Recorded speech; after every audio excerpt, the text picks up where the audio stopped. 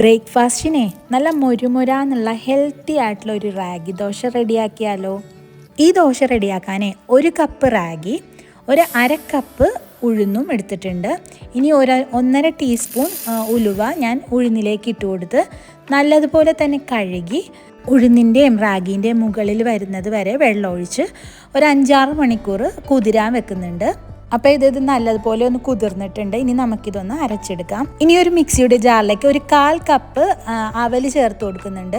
എന്നിട്ട് ആദ്യം തന്നെ ഉഴുന്നാണ് കേട്ടോ അരച്ചെടുക്കുന്നത്. അപ്പോൾ ഉഴുന്ന് അരച്ചെടുക്കുമ്പോൾ നമ്മൾ ഉഴുന്ന് കുതിർത്താൻ വെച്ച ആ വെള്ളം തന്നെയാണ് കേട്ടോ ഒഴിച്ചു കൊടുക്കുന്നത്. അപ്പോൾ റാഗി അരക്കാൻ ഈ വെള്ളം തന്നെയാണ് യൂസ് ചെയ്യുന്നത്. അപ്പോൾ ഞാൻ നല്ലതുപോലെ ഉഴുന്ന് അരച്ച് ഒരു പാത്രത്തിലേക്ക് മാറ്റുന്നുണ്ട്. ഇനി അതിന് ശേഷം നമുക്ക് റാഗി അരച്ചെടുക്കാം. അപ്പോൾ ആ മിക്സിയുടെ ജാറിലേക്ക് തന്നെ റാഗി ചേർത്ത് കൊടുക്കുന്നുണ്ട്.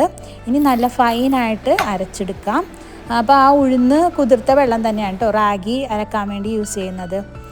എന്നിട്ട് റാഗിയും കൂടി ആ ഉഴുന്ന് അരച്ചയിലേക്ക് ഒഴിച്ചു കൊടുക്കുന്നുണ്ട്. അപ്പോൾ ഇതിലേക്ക് ഞാൻ ഉപ്പും കൂടി ചേർത്തിട്ടാണ് കേട്ടോ അരച്ചേക്കുന്നത്. ഇനി നല്ലതുപോലെ കൈ ക്ലീൻ ആക്കിയതിന് ശേഷം ഇതുപോലെ മിക്സ് ചെയ്ത് കൊടുക്കാം കേട്ടോ. കൈ വെച്ച് തന്നെ മിക്സ് ചെയ്ത് കൊടുക്കണം. ഞാൻ ഈ മാവ് അരച്ച് വെച്ചിട്ടുള്ളത് രാത്രിയാണ്. അപ്പോൾ രാവിലെ ആയപ്പോൾ നല്ലതുപോലെ തന്നെ പൊന്തിയിട്ടുണ്ട്. ഇത് നമുക്ക് മിക്സ് ചെയ്യുമ്പോൾ അറിയാൻ പറ്റും. നല്ല സോഫ്റ്റ് ആയിട്ടുള്ള മാവായിട്ട് നമുക്ക് കിട്ടിയിട്ടുണ്ട്.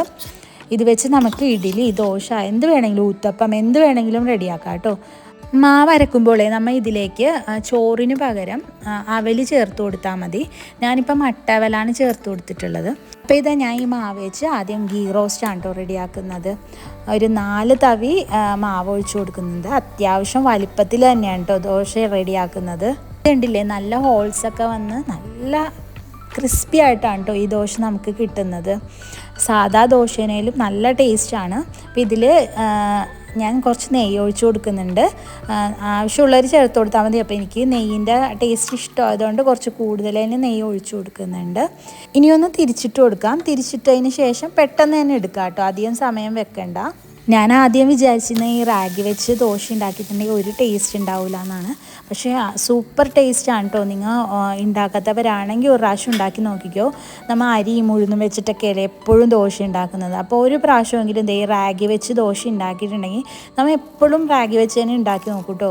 അത്രയ്ക്ക് ടേസ്റ്റാണ്. പിന്നെ നല്ല ഹെൽത്തി ആയിട്ടുള്ള ഒരു ദോശയല്ലേ. അപ്പോൾ ഇതാ നല്ല ക്രിസ്പി ആയിട്ടുള്ള ദോശ ഈ തേങ്ങാ ചട്നീൻ്റെ കൂടെ കഴിക്കാൻ അടിപൊളി കോമ്പിനേഷനാണ്. ഇത് ചെയ്യാത്തവരാണെങ്കിൽ ട്രൈ ചെയ്ത് നോക്കിക്കോ. Thanks for watching.